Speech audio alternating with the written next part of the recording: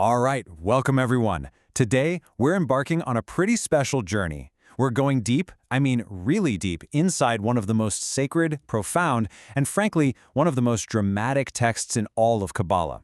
We're talking about the Igra Zuta, or the Lesser Assembly. And this isn't just another mystical teaching. This is the final testament of the great master, Rabbi Shimon bar Yochai, and he delivered it on the very day his soul left this world. So these are the words that set the entire stage. As Rabbi Shimon gathers his closest students for the very last time, he says, "Now is a time of favor." Think about that. He's saying this is a unique window of immense divine grace, a moment where the highest, most guarded secrets can be revealed.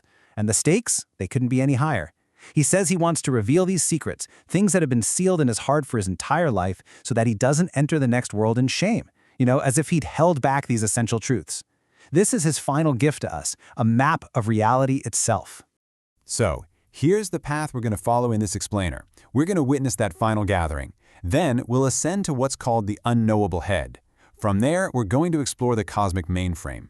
Then, we'll get into understanding the flow of mercy that sustains it all. And then, we reach the absolute core of it, grasping the ultimate secret that all is one. And finally, we will bear witness to the soul's ascent. Okay, so our story kicks off in a house just filled with this almost unbearable holiness. You can just imagine it. The air is thick with sorrow, of course, but also with this kind of electric anticipation.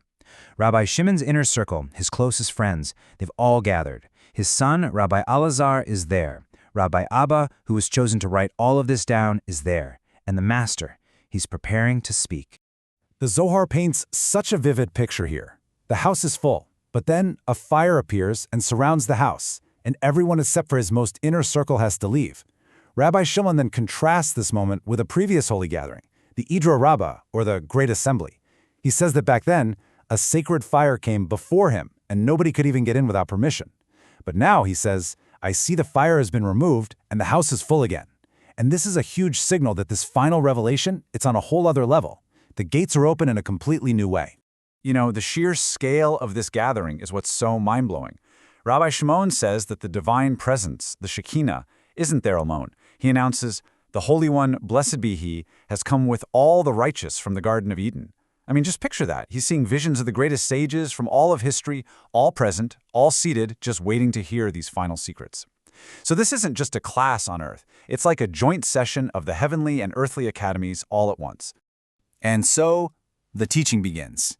Rabbi Shimon starts at the absolute origin point, the source of all sources. It's a level of divinity so sublime, so far beyond us, that it's called Atika Kadisha, the ancient Holy One. It's known as the most hidden of all hidden things. So, Atika Kadisha is the ultimate root of everything. The Zohar even calls it the head that is not a head. And this paradox is completely intentional. See, it's a head because it's the ultimate source and director of everything that exists. But it is not a head in any way we could possibly comprehend, because it exists beyond all thought, beyond all form. It's just pure, undifferentiated will. The absolute potential before any structure, before any existence as we know it ever comes into being. Because this level is just completely beyond description, the Zohar gives us these incredibly powerful, almost paradoxical allegories. First, it talks about a white skull, which represents a pure will that contains all potential within it. And from this skull, a life-giving dew drips down. This dew is the flow of infinite blessing that sustains all of reality and, one day, will be the very force that resurrects the dead. Then there's the forehead. It's called Ratzon, or pure will. And it's said that when this forehead is revealed, all the harsh judgments in the world are just nullified, and the world fills with pure mercy. And finally, its eyes. They are ever watchful, never sleeping, a constant, compassionate providence that's just way beyond our limited ways of seeing things. Now, from this unknowable head, mercy flows out through 13 distinct channels, and allegorically, they're called the 13 rectifications of the Holy Beard. Now, these aren't physical things, of course. They are 13 principles of divine mercy that flow down from this highest possible level to moderate and sustain all the lower worlds. They're what ensures that judgment never, ever overwhelms existence. So what's the key takeaway here? The very foundation of reality is rooted in this constant, non-stop flow of pure, unadulterated mercy.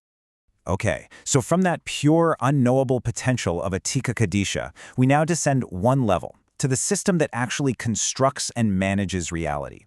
This is called Zer Anpin. It literally means the small-faced one, or the lesser countenance. So if Atika Kadisha is the ultimate hidden source code, Zer Anpin is the vast dynamic operating system through which that source is expressed.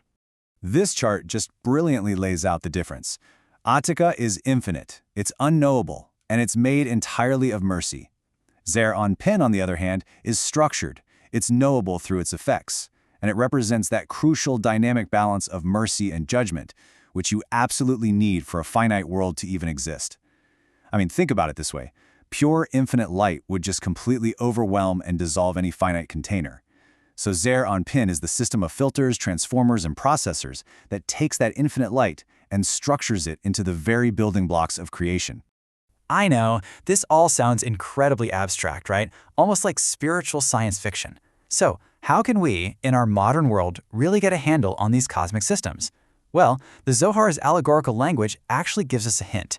We can use modern analogies to translate these ancient concepts into a language we understand. So for all you engineers and tech-savvy people out there, let's try this.